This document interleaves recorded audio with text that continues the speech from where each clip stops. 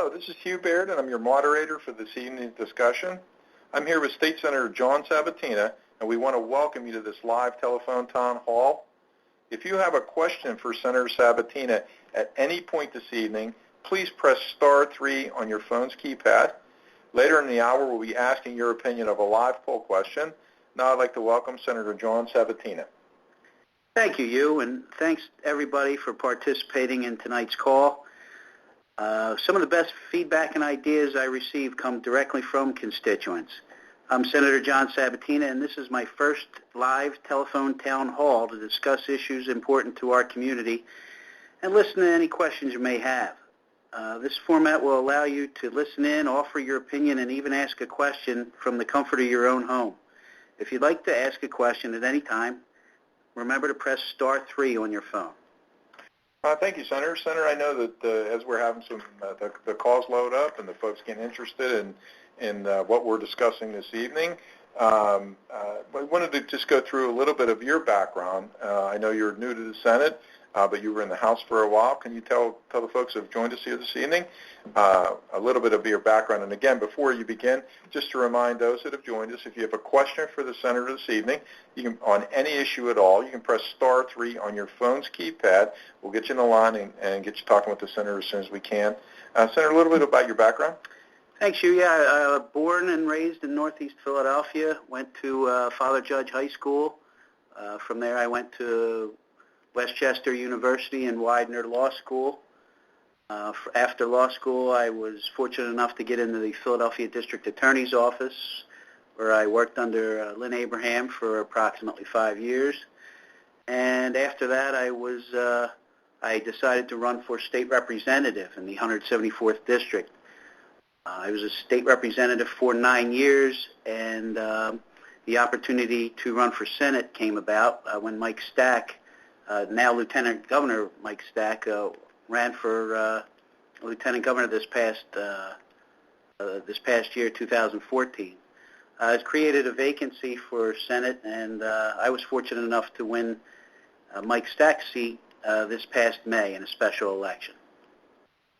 Thank you, Senator. Senator, as you mentioned before, you have experience in the House. You were there for nine years. There was a lot of experiences. A lot of things have happened during that time. Governor Rendell was the governor at the time. And for those of you just joining us, I know they'd be interested in a little bit about some of the things about the differences between the House and the Senate. But before we do that, again, if you have a question for Senator Sabatina this evening, press *3 on your phone's keypad, and we'll get you up and running as soon as we can. Senator, what's a little bit of the differences between the House and the Senate?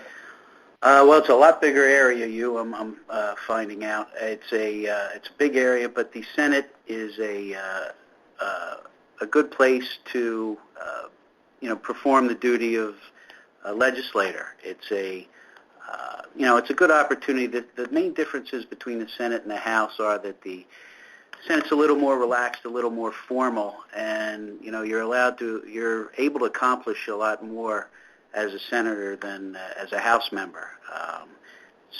People listen to you a little more, and you have a little more ability to get things accomplished. And Senator, the Senate, as you know, but as those that may join us, has 50 members. The House has 203. It gives you a better opportunity, really, to develop relationships with your colleagues and learn a little bit more about legislation, because it's more hands-on because it's smaller. Yeah, it's true. It's more manageable. It's I met all 50 senators. I'm familiar with them on a first-name basis in just a matter of a short month. Over in the House, there are many friends I still have over there, but there are 203 members in the Pennsylvania House, and it's hard to get to know all of them on a personal basis. Again, if you have a question for Senator Sabatina this evening, you can press *3 on your phone's keypad. Senator, in a short month that you've been in the Senate, there's been quite a bit going on. We've been dealing with a budget. We dealt with a veto. Can you talk a little bit about what the budget and what it meant to you and some of your reaction? Well, as you know, the budget's an ongoing process. The budget bill that was vetoed by Governor Wolf did not really have any input from any Democratic state representatives or state senators. It was primarily a one-sided Republican plan to maintain the status quo, and Governor Wolf saw fit to veto that bill because I believe that Governor Wolf believes that he was sent to Harrisburg to change the status quo and to improve the lives of some Pennsylvanians across the state. And Senator, as you said, the process, the Republicans passed a budget bill without input from Democrats in the legislature or with input from Governor Wolf. Governor Wolf then vetoed it. He vetoed a couple other of the measures that go along with it, the fiscal code, the school code. There were other issues, for example, a pension reform bill that he vetoed and a modernization or a liquor privatization plan that he didn't support as well. So there's a whole package of legislation that he vetoed that had no input from the governor or from the legislative Democrats. He vetoed the bill. Process right now is where are we at relative to status? I'm sorry, could you repeat that question? Yeah, where are we at relative to the status? The governor vetoed the bill. There's negotiations ongoing, start or stop. What's basically the status? Where are we at? Well, I believe that we're in the same ballpark. Both Republicans and Democrats have agreed that there is a deficit to be addressed. The problem is on how we address it. We have a choice. Whenever there's a deficit, you have a choice to cut spending or raise taxes. And under Governor Corbett, the spending has been cut significantly in a lot of vital areas. Right now, I believe that the legislative leaders are actively pursuing an agreement for a budget. But as to when that's going to happen or the specifics, they still need to be developed. Again, that's an ongoing process, so folks should stay tuned for the updates on the budget. Again, if you have a question for Senator Sabatina this evening, press star 3 on your phone's keypad. Senator, we're going to go to our first caller this evening. It's Antonio. Antonio, go ahead. You're live with Senator Sabatina. Hello. Antonio. Hello. Go ahead. Hi. I was wondering what inspired you to try and become an elected official that will make a difference in the community? Thank you. I don't believe that was Antonio, but thank you. Thank you. I grew up. I grew up as a Democratic committee person. I've always tried to help people in my community. I love Northeast Philadelphia, and it's just been instilled in me from an early age to try and help people and try to better my community. I did that as a Democratic committee person. I did that in the Philadelphia DA's office, as a prosecutor trying to help victims of crime. While in the DA's office, I saw an opportunity to run for state representative and help people even closer to my community and even on a grander scale than one at a time in the DA's office. That's why I got into politics, and that's why I enjoy being elected official. I just try my best to make Philadelphia a better place to live. Thank you very much for the question, and I'm sorry I got the name wrong. That's my fault again. If you have a question for Senator Sabatina this evening, you press star 3 on your phone's keypad. We have a lot of folks that want to speak with you. We're going to go to Ruth now. Ruth, go ahead. You're live with Senator Sabatina. Hi, Dr. Senator. What can we do about getting more money for the Philadelphia School District? Well, thank you, Ruth. We're working on that. It's no doubt that Philadelphia's been hit hard the last 4 years with cuts to education. I believe that education is a fundamental building block. I believe that's where it starts. And the better educated our kids are, the better jobs they get, the better ability they have to get out of poverty and not commit crime and not end up in the criminal justice system. I believe we need a fair funding formula, and I believe that has been addressed in some reports, that actually give more money to Philly schools and to allow the children to receive a better education. The fair funding formula addresses the disparity between funding, statewide, and we're working on that. I think now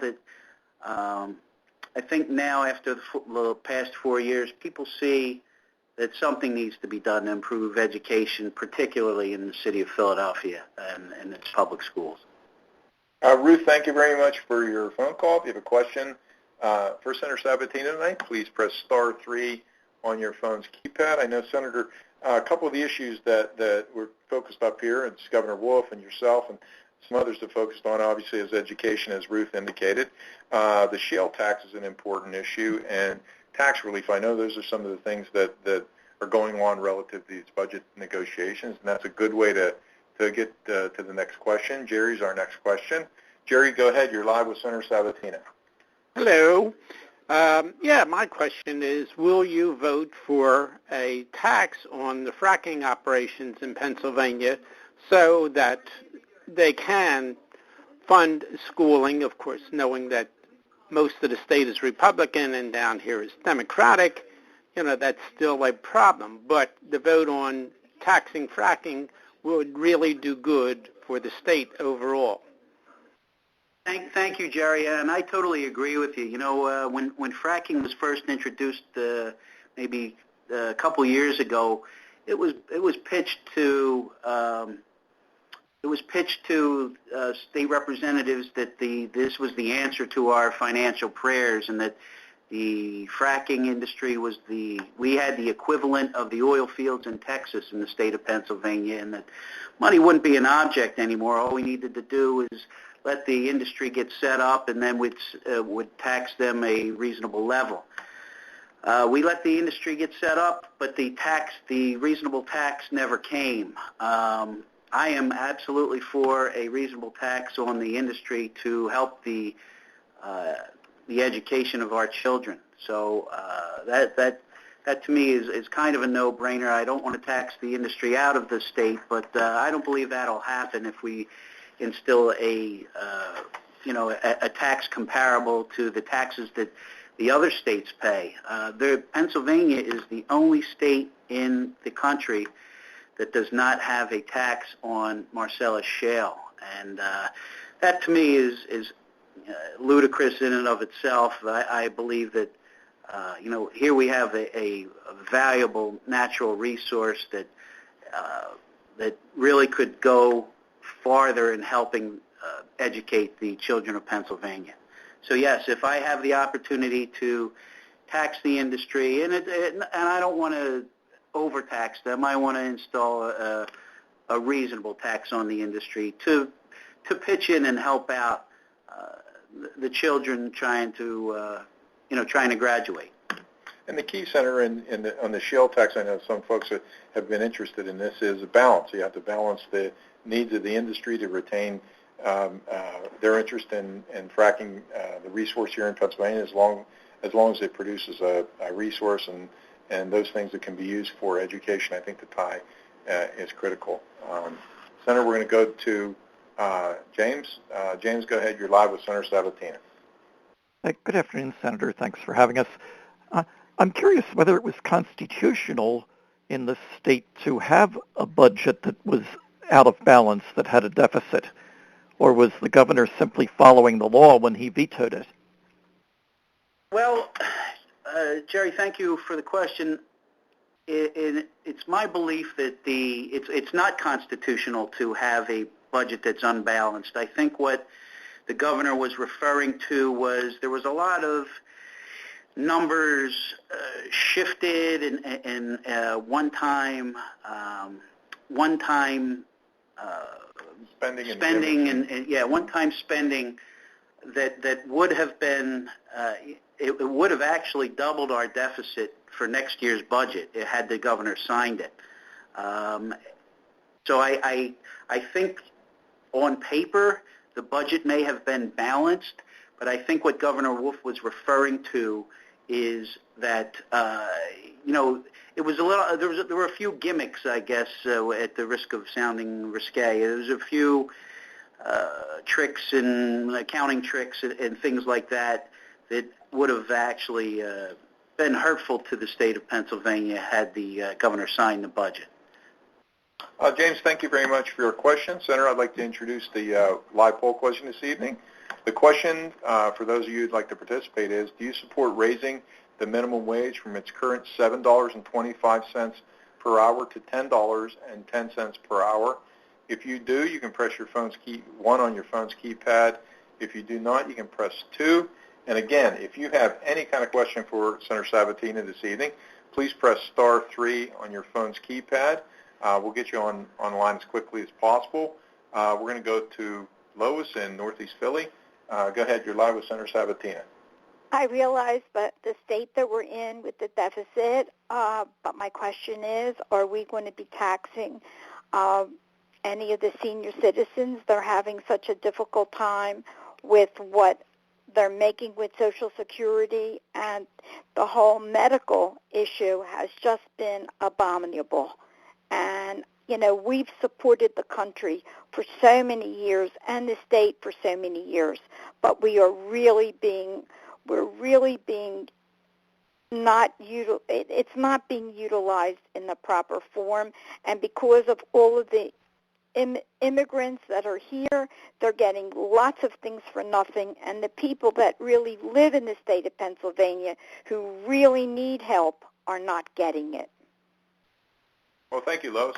Thank you, Lois. I realize the difficulty some seniors have with just making ends meet, on say Social Security or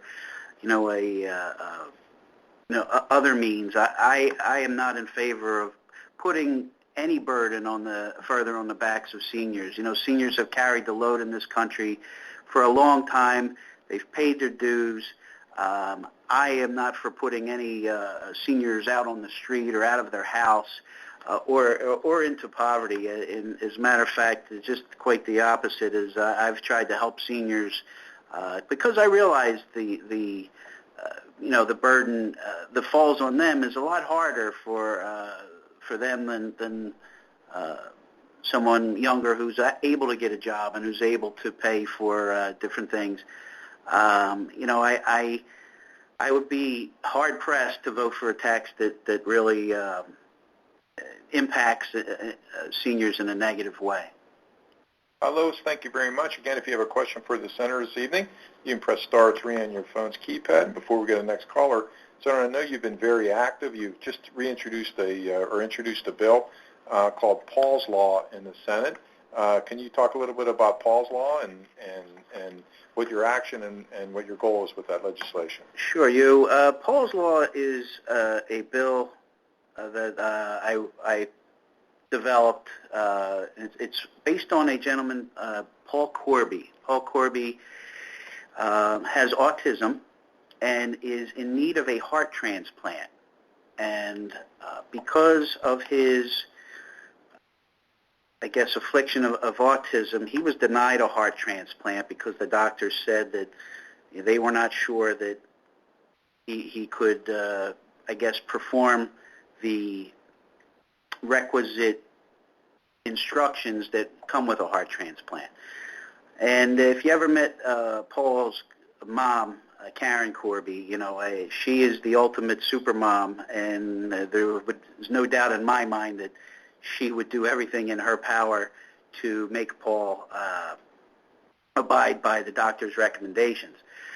So basically what Paul's Law does is it eliminates the discrimination of people with intellectual disabilities in receiving organ transplants. Right now, it's up to it's a subjective test up to a doctor on whether or not they are even eligible for the list to be a organ donor recipient. And that reminds me, listen, everyone, there's a severe shortage of organs in the state of Pennsylvania and throughout the country. So if you are not an organ donor, please consider being an organ donor. But in any event, what Paul's Law would do would to prohibit discrimination against people with intellectual disabilities and allow them to be added to the organ donation waiting list. But on a different note, we need to get that organ list, donor list increased and the waiting list decreased. Well, thank you very much for the question. Again, if you have a question for Senator Sabatina this evening, you want to talk about Paul's Law or any of these other issues that have come up here this evening, you press *3 on your phone's keypad. Senator, we're going to go back to the callers. We're going to Michael, and we're going to go to Michael in Port Richmond. Michael, go ahead. You're live with Senator Sabatina. Hello, Senator. Hi, Michael. What committees have you been appointed to? I am the chairman of Communications and Technology in the Senate. I sit on the Judiciary Committee, the Veterans Affairs Committee, and the, the last one escapes me. Oh, shucks. The Labor Committee. The Labor Committee. And folks can go and look at your committee assignments and any sort of information about the Senate on your website. That's correct. That's correct. I'm on those committees. I've just been, as I said, I just got into the office in the Senate on June 9th. So those committees are new to me. Although I had some of them back when I was a House member, I was on some of the similar committees, but they're new to me over in the Senate. So forgive me for not remembering right away what they were. Michael, thank you very much for the question. Senator, we had you can submit questions as well online. We had Pete who asked, can income limits and standards be realistically adjusted to reflect the cost of living for seniors? What's your thoughts on that? I'm sorry, where's the question? The question is, can income limits be adjusted to reflect actual cost of living for tax breaks for seniors? And I know throughout the time we've done, for example, for the PACE program, PACE-Net, we've passed legislation to adjust it. We've done adjustments for Social Security relative to the property tax and rent rebate. I think what Pete's, the issue he's getting is, can they be automatically adjusted? Yeah, I think there's a bill, if I am not mistaken, before I left the House, there was a bill to actually do that, to actually adjust for the cost of living and adjust for increases in Social Security. Some people came to my office and they were getting bumps in their Social Security, or bumps in little bumps, tiny bumps, a couple $20, and that would put them over the edge to qualify for some of the programs. And it was actually counterproductive to receive that bump in Social Security, because it took them off a lot of the state programs. I think legislation has been developed. I'm not sure. I'd have to check on the status of that legislation. I'm not sure if it passed or not. I'll have to go back and look. But there has been some attempt to rectify that situation, for different cost of living adjustments. Well, Pete, thank you very much for your question. Senator, again, if you'd like to participate in our live poll question this evening, the question is, do you support raising the minimum wage from its current $7.25 per hour to $10.10 per hour? If you do, you press 1 on your phone's keypad. If you do not, you can press 2. Senator, we're going to go back to the callers now, and we're going to go now to Edward. Edward, go ahead. You're live with Senator Sabatina. Yes, hi, Senator Sabatina. Congratulations, first of all, on your new position. I'm very much in favor of medical marijuana. I've seen many, many people suffering who cannot be helped in other ways. And I have a friend who lives in York, Pennsylvania, suffering from Willis-Ekbom disease. And he's got top-notch doctors at Johns Hopkins who can't help him and recommend medical marijuana as a last resort for him. I want to know where you stand on that critical issue. Thank you, Edward. I appreciate the question. I am fully supportive of medical marijuana, and I'll tell you why. My mom passed away from cancer 1998, and it was it was pretty traumatic. Just she was on heavy medications at the end. She was suffering, and the medications that she was on, they may have taken away some of the pain, but it didn't help her in other aspects that perhaps medical marijuana would. I'm not going to be a person to tell someone who's terminally diagnosed that they can't have access to a substance that may help them either relieve their pain or increase their appetite. Some of the prescription drugs like Dilaudid turns people into, for lack of a better term, zombies. And, I'm for anything that helps somebody relieve their pain and anguish and suffering. And so I am for medical marijuana.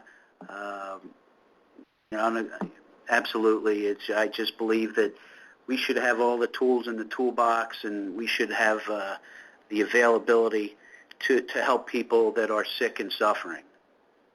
Edward, thank you very much for your question. If you have a question for Senator Sabatina, you press *3 on your phone's keypad. I know, Senator, you're very much focused on constituent services. That's you over in the House. You've done a great many things, and one of the things that were brought up during the discussions before the event was some of the things that you've done relative to fighting, for example, the methadone clinic on Grant and Roosevelt on a boulevard. And can you talk a little bit about your successes with that? Yeah. There was a proposal back in maybe 5-6 years ago to place a methadone clinic at Roosevelt Boulevard and Grant Avenue, which has been determined to be one of the most dangerous intersections in the United States. And I thought it was a terrible idea. I thought it was a terrible location. I understand the need for methadone clinics, and I understand the need for people to receive services and medicine that prevents them from staying addicted. However, that location was maybe one of the worst locations suggested.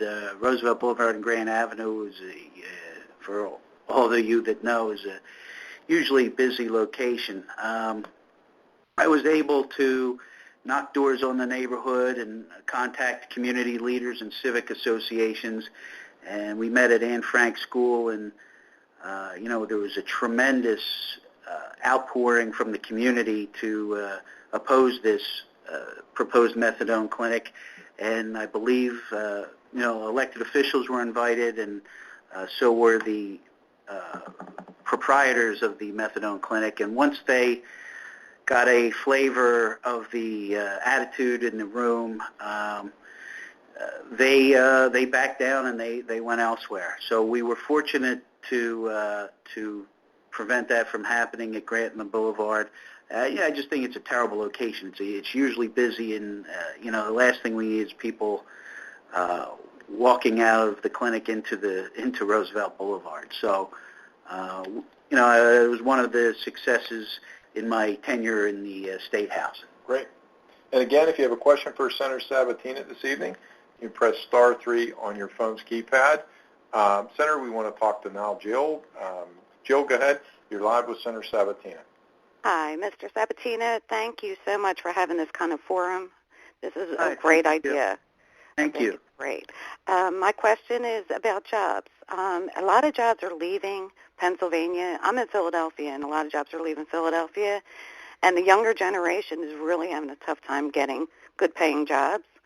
Is there anything being submitted to have jobs stay in the state? Yeah. I'm glad you asked me that question, Jill. I'm aware most recently of the Nabisco plant closing on Roosevelt Boulevard, and I believe another business closed on Bustleton Avenue. I think it was a sealing and manufacturing business. I am currently fighting for jobs on the waterfront. I believe I'm fortunate enough that my district, my new senatorial district, goes all the way down the Delaware River to Allegheny Avenue, and I'm fortunate enough to have some of the Tioga terminal in my district. There's plans to develop that terminal, and I think the key to bringing back jobs in Philadelphia in particular is developing the Delaware River. Right now, we are dredging the Delaware River so that we can allow bigger cargo ships to sail into it to improve and increase the imports and exports. We're in the process, we're finishing up dredging, and once we finish up dredging, we have to develop the terminals, and not only in South Philadelphia and south of Allegheny Avenue, but also north. Supposedly, from what I hear, is the imports in New York, the port in New York can't handle all the business that they have, and so the overflow is going to be coming to Philadelphia, hopefully. I'm also hearing that the Panama Canal is they're redoing the Panama Canal so that ships can go through there, bigger ships can go through there more easily. And I believe with the increase in imports, there'll be a lot of opportunity for jobs along the Delaware River for Philadelphians. I'm working to try and develop that myself. But and also just not the river. I'm trying to work on a river tax credit. There's a new bill out there called that has to do with tax credits for for places on rivers. So I'm looking into that. I think Pittsburgh has developed that pretty well, and so I'm looking into that right now. But I think. I think jobs are being lost in America in general and just overseas. I think the Nabisco company went to New Mexico just because labor is cheaper there. They were making a profit on Roosevelt Boulevard, but apparently it wasn't enough of a profit for them, so they felt the need to move to Mexico. I haven't found anyone yet to occupy Nabisco, but part of my plan is to actively search for businesses to come in and to supplant the businesses that are moving out. I realize that after education, employment is a top priority, especially in Philadelphia, because if you can't get employed, what do? You turn to crime, and putting more people in jail and paying $40,000 a year, which is the average cost to incarcerate someone, that's not the answer. I think if we educate and employ, we'll see a significant reduction in crime. So that's one of my projects, is to try and develop jobs for Philadelphians. Jill, thank you very much. If you have a question for Senator Sabatina, you can press *3 on your phone's keypad. Senator, we're going to go back to the caller. We're going to go to Elizabeth. Elizabeth, go ahead. You're live with Senator Sabatina. Good evening, Senator. I'm really enjoying listening to the conference. I'm concerned about the senior citizens benefit, because it seems like the cost of living do not keep up with our Social Security benefit. And also, as seniors, we have more medical problems, and sometimes the insurance don't cover certain things. They want you to take out a separate policy to cover it, and we are just struggling to stay on top of things as it is. What can you do to help us as seniors? Well, thank you, Elizabeth. There's a lot of programs available for low-income seniors. You have PACE, you have PACENet, property tax rent rebate. You have you have a property tax freeze in the city of Philadelphia. For more specific information, everybody, depending on your income, not everybody qualifies. So if you want more specific information pertaining to you, I would highly recommend that you call or visit one of my offices. I have 2 district offices.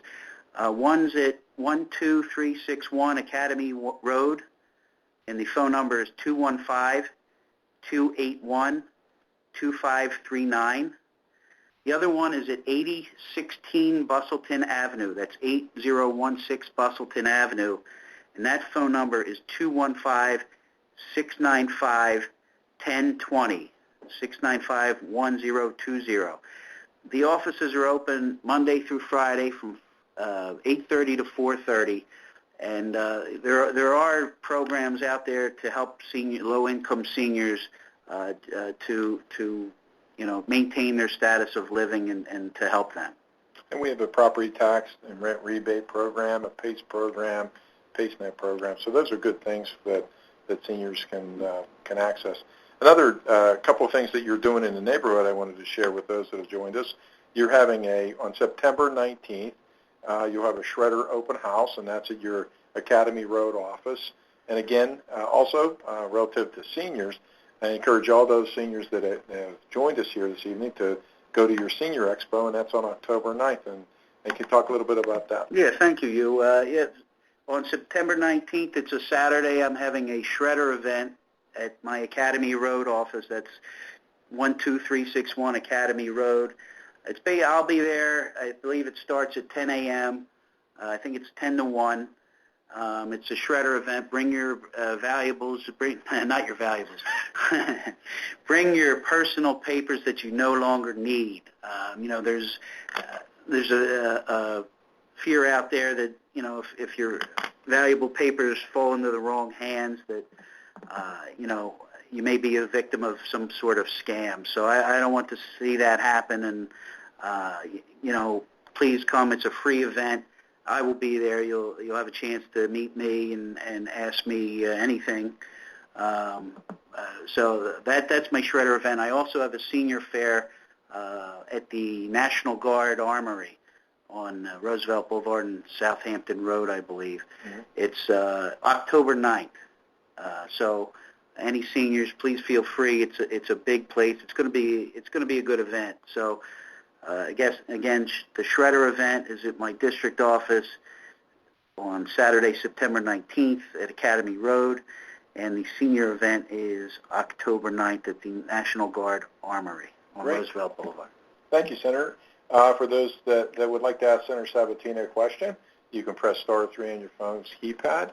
Senator, we're going to go back to the callers now. We're going to go to, I believe it's Joan from Philadelphia. Joan, go ahead. You're live with Senator Sabatina. Good evening, Hi, Joan. Senator. Thanks for taking my call. Sure. I just have a question in regards to all the clothing boxes that are on the corners. Mm-hmm. Is there anything that can be done to be removed?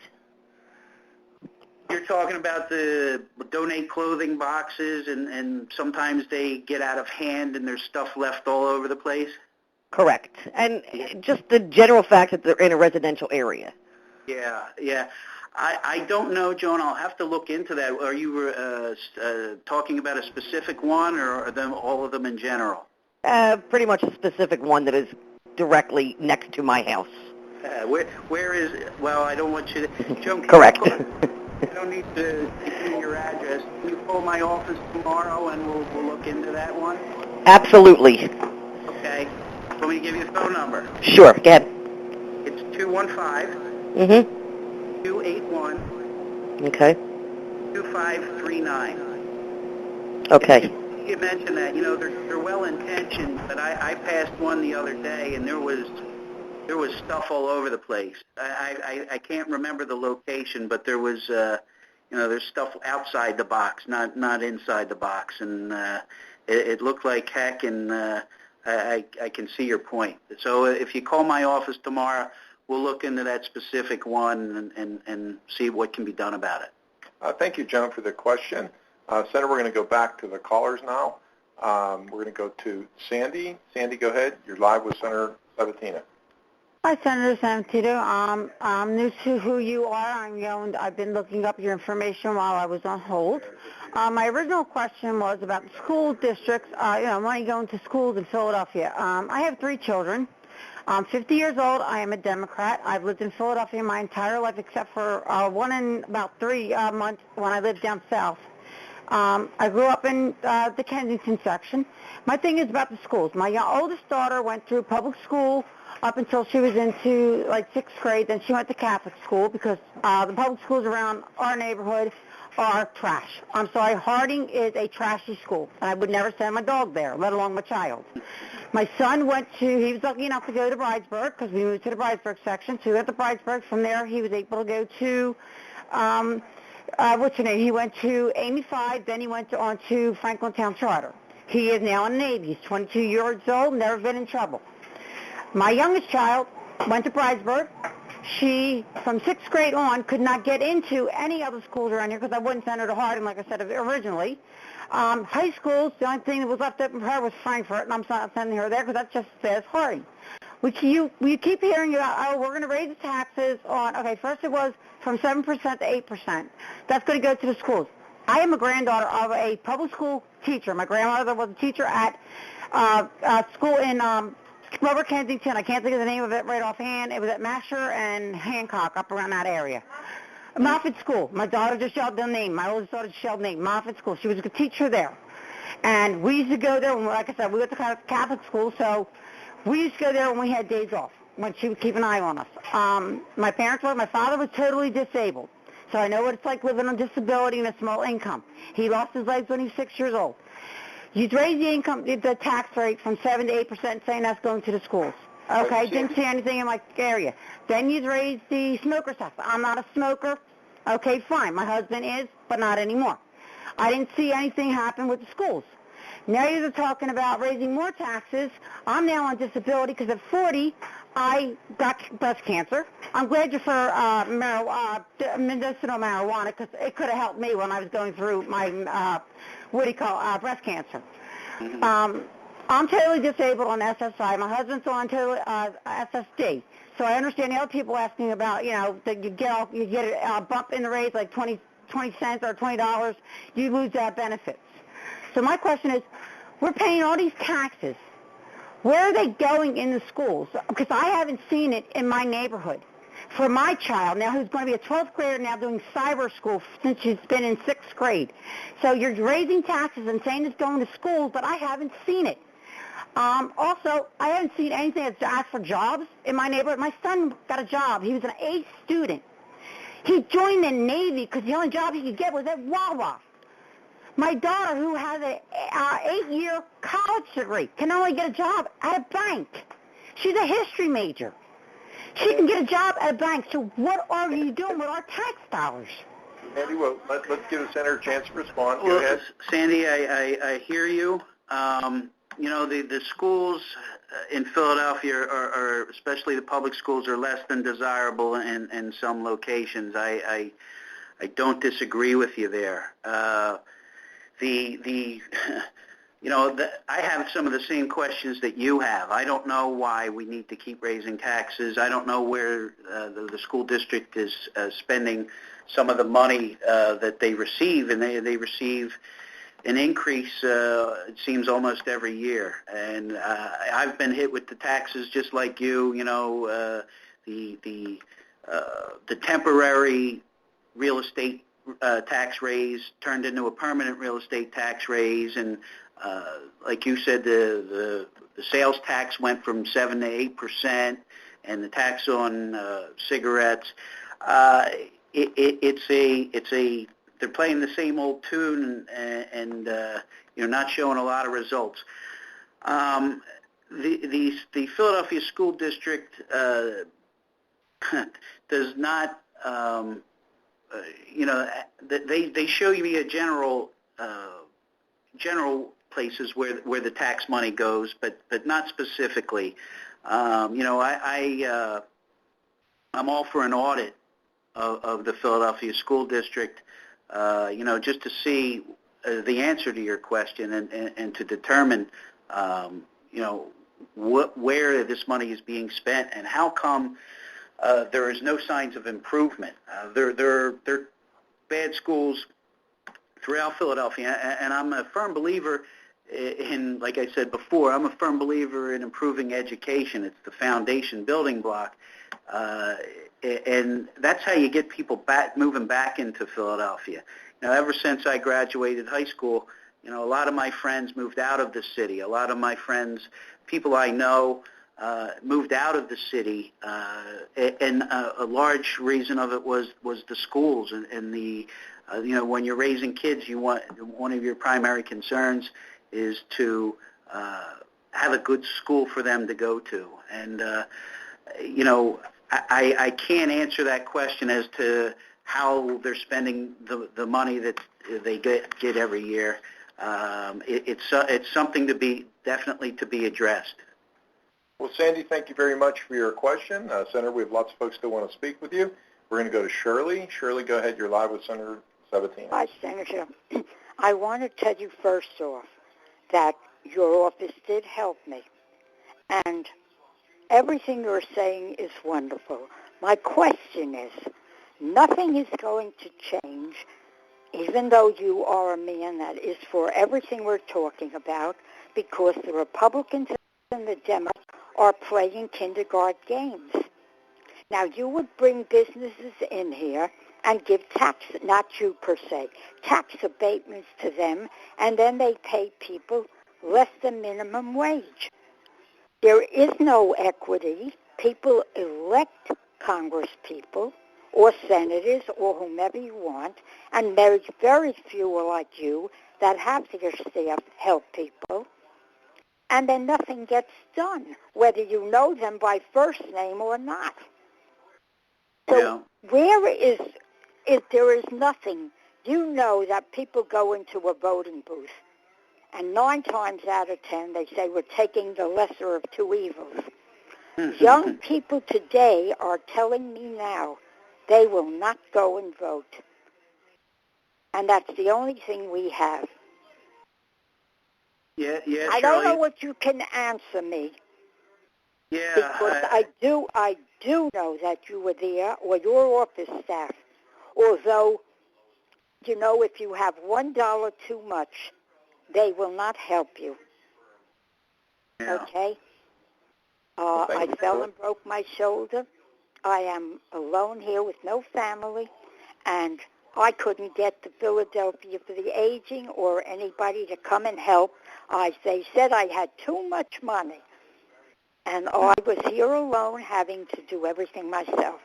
So a lot of these things that they're telling people are good for older people are not so good. Yeah. And I know it's not your fault, but do you really think that there will come a time when I can't say the Democrats, because a politician is a politician, but when they will get together and say, enough is enough? Thank you, Shirley. Senator? Thank you, Shirley. I don't like being called a politician. I'm a elected official, just because I try my best, Shirley. I don't, I'll tell you like it is. If I can help you, I will, and if I can't, I'll tell you why. And it's, it's difficult nowadays. If you want to call my office, well, actually, you've been to my office, but if you want to call and see what you're eligible for, I don't know why somebody can't help some person with a broken hip to get somewhere. That doesn't make sense to me. But that being said, I'm, it's difficult nowadays, and I just want to try and reiterate that if you need help with anything, call me, and then I'll try my best to figure out a solution for you. Shirley, thank you again for your call. Again, for those that would like to participate in our live poll question, the question is, do you support raising the minimum wage from its current $7.25 per hour to $10.10 per hour? If you do, you press 1 on your phone's keypad. If you do not, you can press 2. Senator, we're going to go back to the calls. We're going to go to Fred in Frankfurt. Fred, go ahead. You're live with Senator Sabatina. Good evening, Senator, and welcome.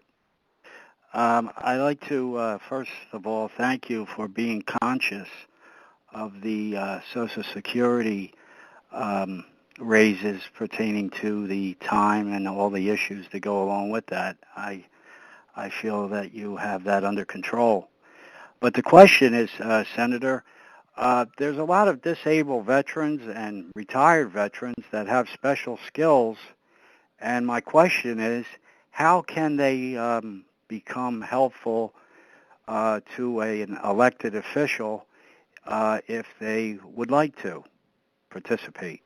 Oh, well, thank you, Fred. I have the utmost respect for people that have served our country. And, actually every Friday I have a gentleman who comes to my Bustleton Avenue office to help veterans and help them receive what they're entitled to. And, I have the utmost respect. My father's a veteran, and I have the utmost respect for them, and I try and help them with whatever they need. I know the veterans have special skills. If any veteran wants to volunteer to help me, I'll be more than happy to take them up on it. I have a lot of things going on, and I could use the help of a crafty veteran. Give me a call. Also, I'm all in favor of the preferential treatment for veterans, in terms of employment. They served our country. They answered the call when they were called, and the least we can do is show the veterans the respect that they deserve and they've earned. Fred, thank you very much for your call. So we're going to go back to the callers now. We're going to go to Jean. Jean, go ahead. You're live with Senator Sabatina. Good evening. Hi. I know that Governor Wolf has pledged to reduce the property taxes in the state of Pennsylvania, but that excludes Philadelphia. Now, I'm wondering, when do the citizens of Philadelphia get a break, especially those of us in the Northeast who have always paid a higher tax rate? Thank you, Jean. Yeah, that's a good question. That was one of my one of the issues that I contemplated. A lot has been made, the property tax, how big an issue property taxes is around the state. And now it's coming home to Philadelphia, just with the Mayor Nutter's actual value initiative that, that actually raised taxes on quite a few people in the Northeast and other areas of Philadelphia. So what once was not a too bad a tax has become an issue. The Governor Wolf's budget declares that Philadelphia in particular is going to see some property tax relief and some wage tax relief. My question would be, how much of which? I felt the crunch, just like many of the people in the Northeast, with the property taxes going up, and not just temporarily, on a large scale, and it's difficult for people on fixed incomes. I know. I don't know the specific numbers, but I am aware that wage tax relief is nice, and but property tax is becoming a difficulty and a significant burden on Philadelphians. So I think as part of the budget negotiations and as part of the deal that's ultimately reached, I think that Philadelphians would receive well a reduction in their property taxes and not just wage taxes. So, Senator, you're thinking that relative to the final budget agreement for substantial property tax relief, wage tax relief, that should be something that's crafted that it's significant, and that relief will come to each of the homeowners and wage earners. That we just can't be working around the edges. Yeah, it's difficult. It's a balancing act, if you will. If you raise this, you have to lower that. Right. If you what you do on one side of the equation, you have to counterbalance on the other side. Right. So, I am aware that the property taxes in the Northeast going up under the new actual value initiative, and I was hesitant when they said it was temporary because taxes have temporary taxes have a way of becoming permanent. Right. So it's a issue. It's an issue that we have to look at. Mm-hmm. Okay, Senator, we're going to go back to the callers. We're going to go to Sherry. Sherry, go ahead. You're live with Senator Sabatina. Hi, Senator Sabatino. I live in the Home Circle area. I've been to your office there many times over the neighborhood going so bad. My problem, mainly, two things. I am on Medicare. I called Social Security because I'm trying to get dental work done, and I was told they don't have any dentists in the network. In other words, they also told me that if I was a burden on society and on welfare, I would have dental care. But just being a senior or a disabled person, I don't qualify. The other thing is, and it goes for eyeglasses too, I now wear dollar store glasses because I can't afford to get glasses.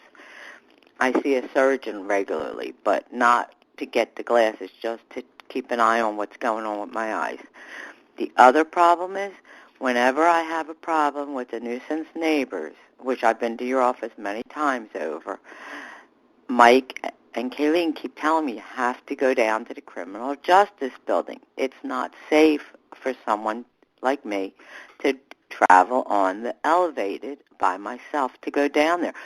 The Nabisco building is a perfect spot for a center like the criminal justice or city hall, like someplace we can get to without having to take the elevated and go into Center City and risk being jumped, mugged, or hurt. Right. But thank you, Sherry. Senator? Sherry, I don't know if you're aware of it, but there is a mini city hall in the Northeast. I think it's located in the Welsh Shopping Center. Unfortunately, the mini city hall does not have all of the services that you need, that you may need, and I think what you're speaking about is making a private criminal complaint to the district attorney's office about your nuisance neighbors. I think that's what you're referring to. I am friendly with Seth Williams of the district attorney's office. If you contact my office, I can see about the possibility of maybe a district attorney coming to visit you to make a complaint. But I am aware of the trouble, the disconnect that Northeast Philadelphia feels from Center City. I hear it all the time. People don't want to go to jury duty. People don't want to go drive downtown, fight the traffic, pay $20 to park, get out, try and do their business, in a foreign place, and there is a disconnect there between Northeast Philadelphia and Center City. It's a journey and it's a burden, especially for seniors and especially for people to try and use public transit to get down there. I'm going to see what I can do about improving and expanding the services that the mini city hall handles, and I may even talk to the district attorney's office to see if they can set up a maybe an office that have a couple people in there so that they don't need to travel downtown to make a private criminal complaint. They don't need to travel downtown to this reason or that reason. It's a pet peeve of mine that Northeast Philadelphia and doesn't have the services that we pay for, doesn't have the services that Center City and other parts of Philadelphia have easily accessible. So that's part of my my plan as a senator, as a new senator in the 5th District, to improve the quality of life in Northeast Philadelphia, so that we get the services that we pay for and that we're entitled to. Sherry, thank you very much for your question. Senator, the live poll question this evening was, do you support raising the minimum wage from its current $7.25 an hour to $10.10 per hour? 76% of those who participated support that. 24% do not. I know, Senator, we're coming down the stretch here, and I know you have some comments for the folks that have stayed with us this evening. Yeah, I just want to thank everybody out there for participating in my telephone town hall. For those that listened in and shared their opinions and asked questions, thank you. For the people that I didn't get to, I apologize. If you didn't have a chance to ask me a question, you can remain on the line. You'll be able to leave your question on a voicemail for me, and we will get back to you. Again, thank you, everybody. It's my first teletown hall, but not my last. I plan to do this again real soon. And, if you have any additional questions or concerns, please call my office at 215-281-2539. That's 215-281-2539. Or visit my website at www.senatorsabatina, that's SABATINA.com. So www.senatorsabatina.com.